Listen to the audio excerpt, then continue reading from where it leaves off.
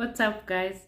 So my snack is cucumber, tomato with salt, yellow bell pepper, red bell pepper, egg, boiled egg, and the 3 roughing cow, which I will use on cucumber and tomatoes.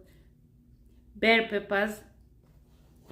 It's good to eat fresh vegetables. It helps you. I like fresh vegetables with eggs. Eggs have more protein. Cucumber is good for when like dehydration. So try to have vegetables if you can. Fresh one like this, and in the food, whatever you cook, try to add more vegetables. Because God created fruits and vegetables for us. So it's all up to us.